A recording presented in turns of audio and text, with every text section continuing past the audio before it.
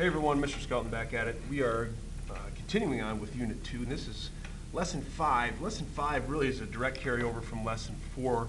We talked about really the basics of linear programming, what linear programming is, and how you can apply it, what it's used for. In class, I believe we even went through a linear programming problem from start to finish, and I'm going to actually do that again here today. Even though in Lesson 4 we did not take a problem all the way through, we kind of looked at its pieces, but today we're going to go through an entire problem from start to finish. We're going to identify the objective function, we're going to identify the constraints, we are going to graph those, we are going to find the shaded region, which is called the feasible region, and we are going to figure out whether we need a maximum or a minimum, plug those points in, and get an answer. Okay, so let's just jump right into it. Honestly, based on assignment 4 and lesson 4, I want to see if you want to, see if you can look at this situation, if you can come up with the objective function, okay? So the objective function, see if you can list the constraints, okay?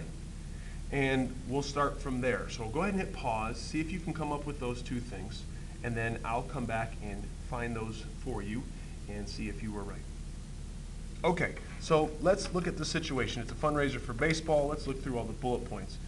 All the 12 players, so we have 12 players. They have to sell at most 20 items, okay? Candy bars come in a case of 10. Suckers come in 30. Candy bars cost $5 a case. Suckers are $10 a case. You only have at most $100 to spend. Profit, there's a key word there. That's triggering something in my brain. Profit for each is $9. Profit for suckers is $22. How many cases of each type of candy should be purchased to maximize the profit? All right, so just in that last bullet there, I know what I'm doing.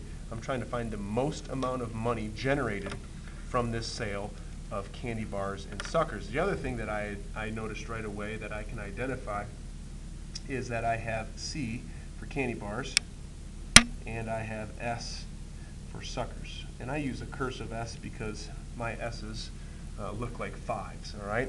The other thing I'm going to do, which I think is really important, is I'm going to identify my X's and Y's as candy bars and suckers, because when I go to graph this, I want to make sure that I'm labeling the X and Y axis correctly so that my graph is accurate.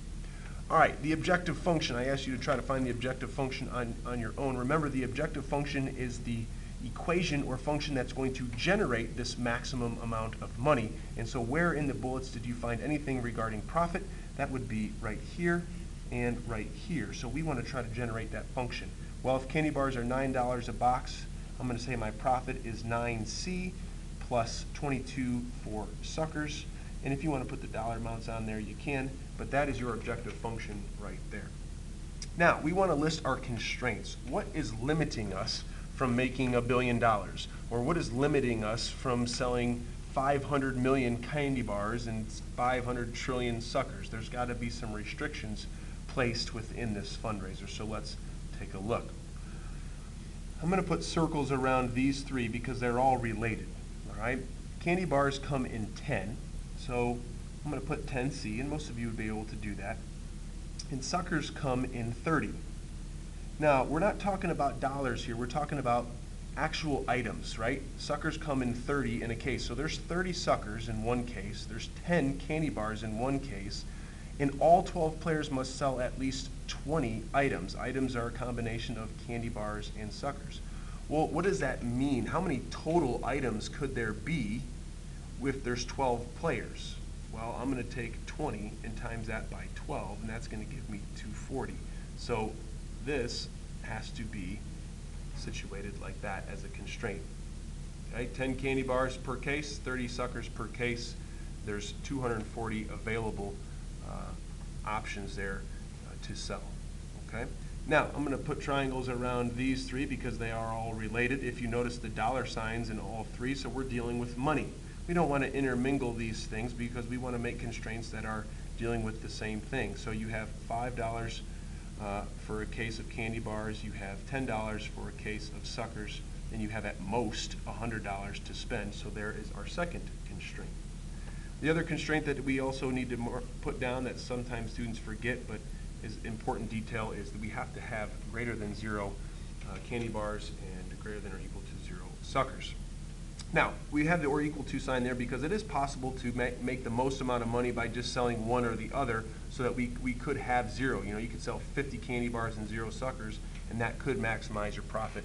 That's why it's or equal to underneath. Some students are not quite sure how that works. So there's your objective function, there's your constraints. Now we need to go and we need to graph these. So on the back side of your notes is a grid, okay? And what I'm going to do is to try and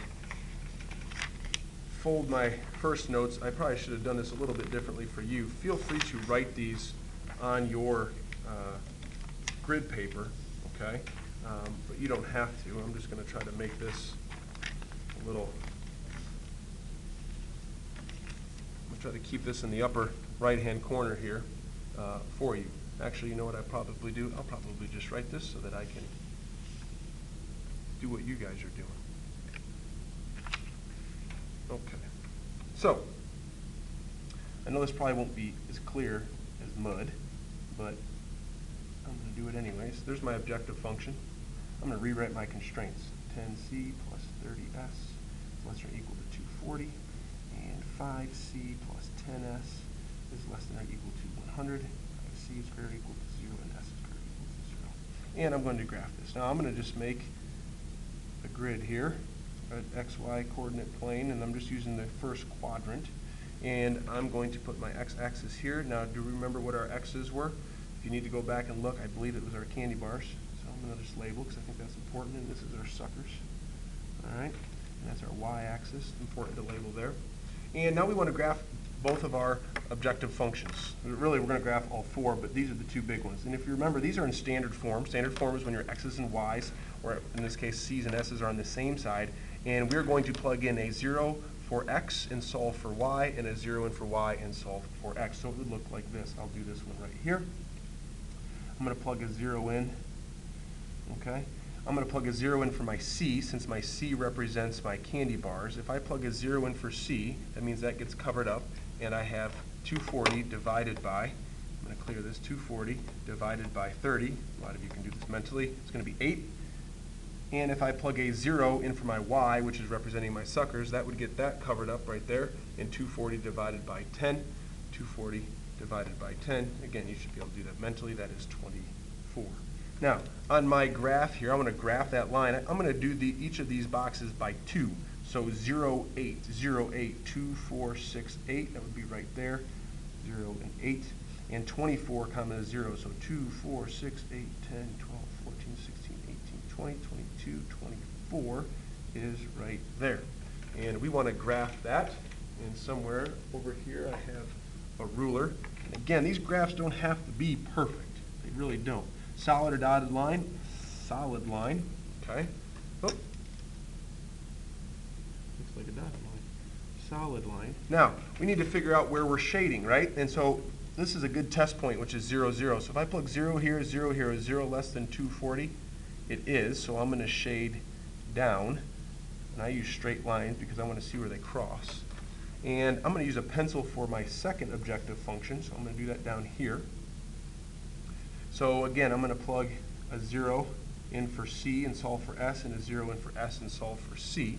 So if I plug a 0 in for c and solve for s, 100 divided by 10 would be 10. And if I plug a 0 in for s, I'd have 100 divided by 5. And 100 divided by 5 should give us a nice 20. Okay, so 0, 10, 0, 10. So if that was 8, this is 10 right here. So that's 0, 10. And then 20, 2, 4, 6, 8, 10. Excuse me, 2, 4, 6, 8, 10, 12, 14, 16, 18, 20. So right there. And then I'm going to put this here and here, and I'm going to connect those two.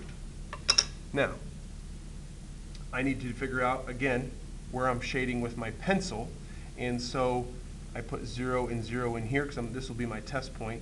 0 plus 0 is 0, 0 less than 100, it is, so I'm going to shade underneath. So I need to darken in where they overlap, which is called my feasible region, okay? And that's going to be all of this in here, okay, underneath the pencil to about right there because that's the intersection point. So all this gets darkened in. Okay? And again, right underneath there. Doesn't have to be perfect, but you get the idea. Okay, so there's my feasible region. Now I'm looking for a max point. Remember, we want test points. So here's one of our test points right there, 0, 8. This point right here is a test point. That was, so let's see, that was our, 20, 0. So 20, 0. I should have labeled that. And then this point right here, which we don't know what that is, okay? Well, we don't want to pick, 0, 0, we're not going to pick. You know that's not going to produce any maximum there. But we got to figure out what this point is, so how do we do that? Well, we got to take our two equations right here. 10c plus 30s is equal to 240, and 5c plus 10s is equal to 100. And we need to solve this system. I'm going to times everything by 2.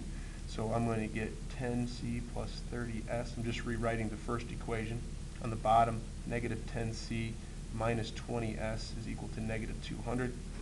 My 10's cross out because I add those together, and I get 10s is equal to 40. Okay? Divide by 10, and I get s equals 4.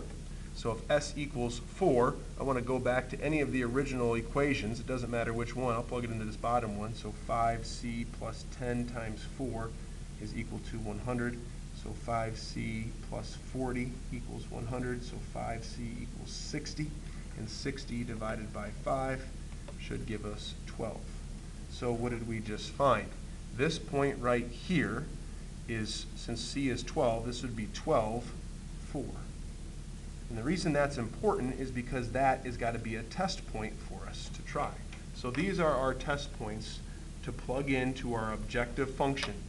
These right here have to go into our objective function to see how much money we make. So let's do that. Our objective function, where'd it go? It's right up here. Okay, so I'm going to plug in the 12 and 4 here. So I'm going to have 9 times 12 plus 22 times 4. So 9 times 12, 9 times 12 is 108. And 22 times 4 is, 22 times 4 is 88. And 88 plus 108 is 196. Okay? Now, that gave me 196. Let's see what 0.8 does for us. If I plug a 0 in for my candy bars, that's going to be nothing. But then 22 times 8 gives me 176. So this gives me 176. Again, I'm looking for the max, so the biggest number that I get. Right now, the winner is 196, which means the winner is 12, 4. All right, but let's check this last one, 20, 0. That means I plug a 20 in for C, so 9 times 20, and that equals 180. And then a 0, though, and for S, so this just gives me 180. So what did we just do? What did we just find? Well, 196, by plugging in 12.4, that gave me $196 of profit. That is what I want. I want the most money possible. If you go back to the original question, it says, how many cases of each type of candy should be purchased to maximize the profit? Well, based on what we just did here, 12, 4. Now, what does 12, 4 mean? 12, 4 is our winner, but what does it mean? Well, this was C and this was S, right?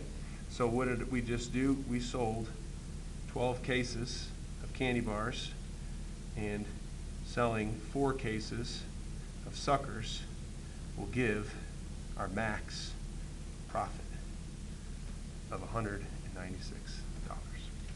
Okay? So there is a linear programming problem. Oh, you didn't get to see that part. That's just kind of what I wrote. A lot of times people just put 12.4, but I think it's important you understand what it is that you're solving for and what it means. So there's a problem from start to finish with the graphs, with the constraints, and showing all my math. And I know it's a little sloppy, but you get the idea, and we will continue to practice these. And the more you do these, the better you'll get. You'll get into a good rhythm, okay? Obviously, you may have some questions, and there's nothing wrong with that, but we'll cover it in class when you get here, okay?